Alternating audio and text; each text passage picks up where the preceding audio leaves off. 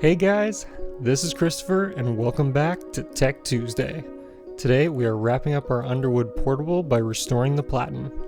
Both my rollers and Platen desperately needed some help, and if you were like me, this may have seemed like a leap of faith to accomplish.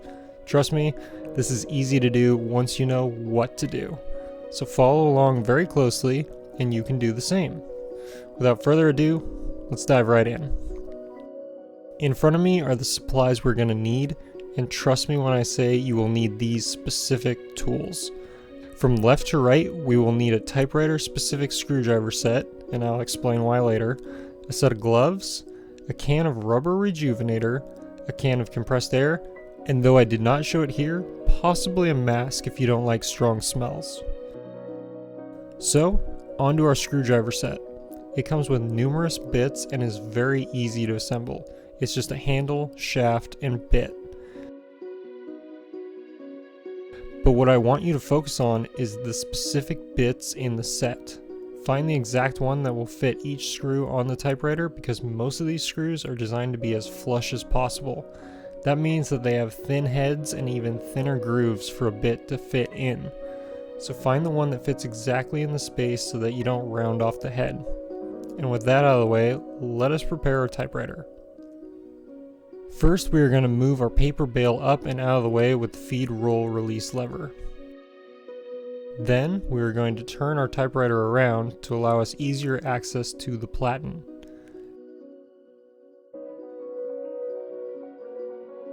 Next, we are going to note where our two Platen knob screws are.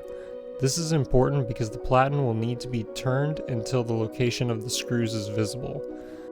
Then we can get to work by backing the screws out to allow the knobs to be removed. For both screws, they only need to be loosened and not removed. This allows for both easier installation and less of a chance of losing scarce parts.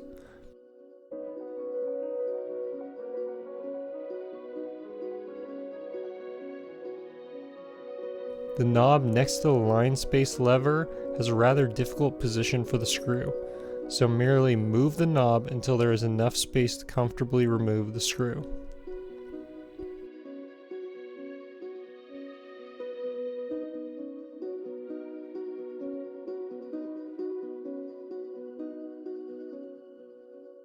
And there we go.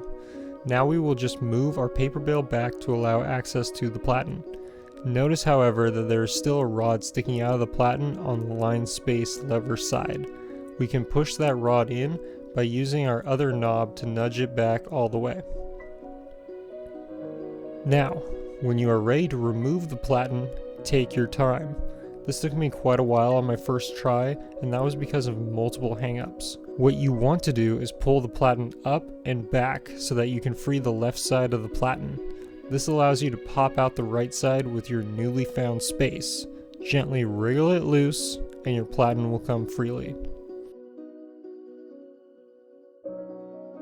Next, we want to grab the lower screws on our carriage and remove the roller cover. Take your time with these because they are extra flat and can round easily.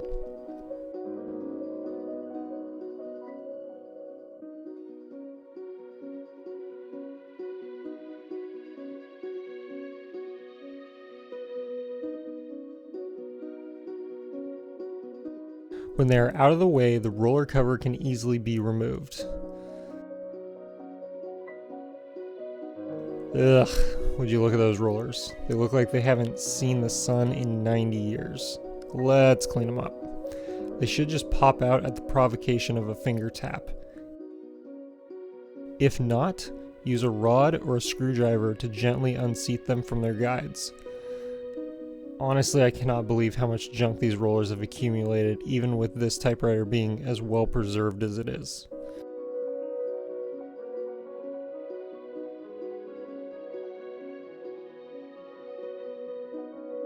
But yeah, those rotors are hard. Let's take it all outside and get the typewriter a decent cleaning. We're going to start with the typewriter and spray out all the dust bunnies. Try and keep the can level while doing this so that you don't create condensation on the metal like I was unfortunately doing. If it happens, don't worry, it's no big deal, just wipe it down with a towel. I didn't do much more than dust, however, because I didn't know how weak the paint was. The particles at the bottom of the rollers were particularly glued on, so I recommend doing what feels most comfortable to you. For those who know more than me, please give us a suggestion in the comments. I simply removed any obstruction to the rollers and continued onward. Now about those rollers. Just like the typewriter carriage, we're going to have to remove any dust and debris that has accumulated on the rubber. I didn't want to add anything with chemicals or oil, so I simply wiped each one down with a dampened towel. Next, we're going to grab our gloves, a mask if you have one, and rubber rejuvenator and spray your rollers down.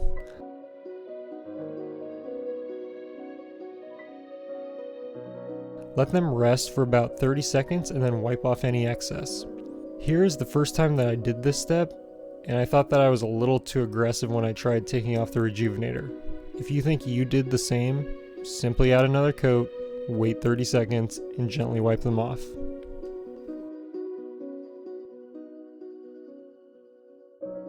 Now we'll move on to the platen. Since it is such a large piece of rubber, apply liberal coats of spray to the surface, making sure all the rubber is covered.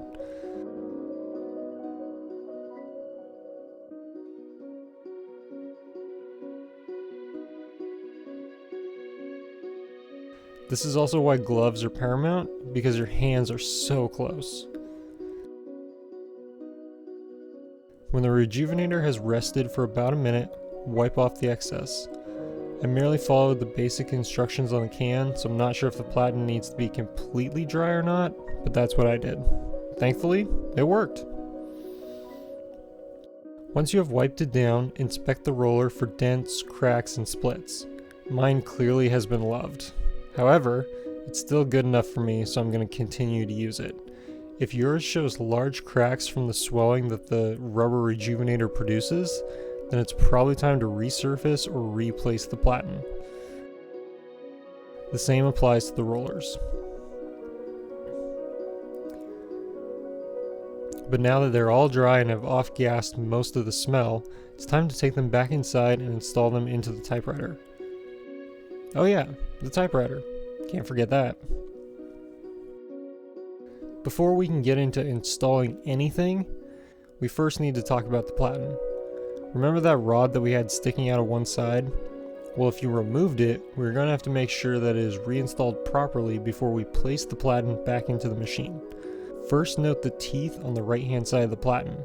This side is where your rod is going to go back in, not on the other side. So, we are going to note the larger end of the rod and make sure it ends up on the teeth side of the platen.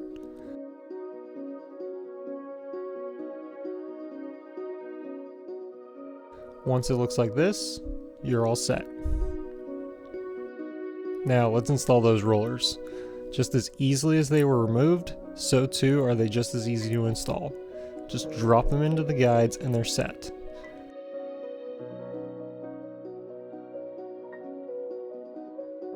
Next comes the roller cover. Align the holes to replace the screws.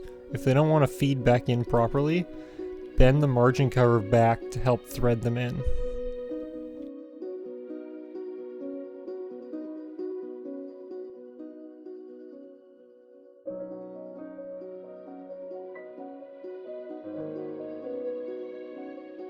Another point of contention here with this particular cover is the metal tab.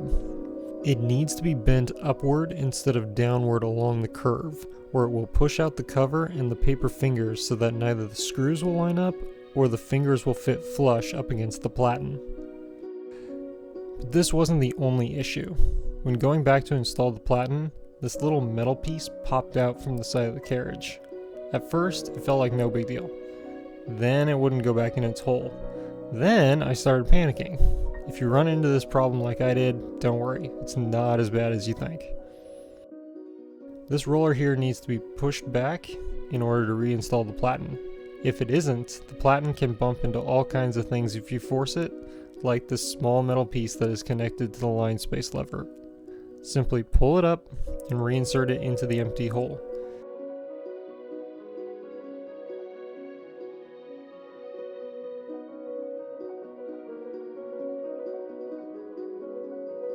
Make sure it is above the line space adjusting lever guides to work properly. It will not stay properly until the platen is reinstalled, so be aware of it when you reattempt the process. Now that we have all those caveats out of the way, we can install the platen. Note here that the platen rod is still sticking out. Make sure to push it back in so that it doesn't get in your way. Then place it back into the carriage in the reverse order that you removed it. Be sure to pull that little roller back so that it doesn't obstruct the platen going back on properly. After that, it's simply finesse. Once the roller is in, check the paper fingers and see if they are sticking out. If so, pull out the platen, rework the roller cover, and then reinstall the platen. When you go to reinstall the platen knobs, note the flat side on the shaft. That has to be aligned with the screw, otherwise the screw won't reach far enough down and will not secure the knob. Installing the left side knob first will also push the platen rod out, allowing for the second knob to be reaffixed.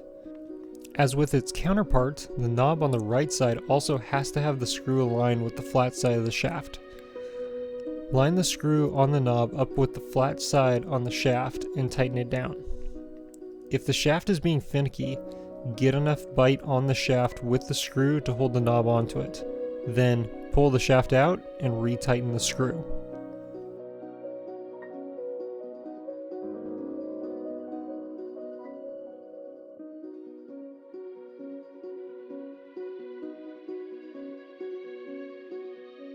After all that, your work is done. Definitely run through the carriage and its levers to make sure everything works properly, but you should be back in business.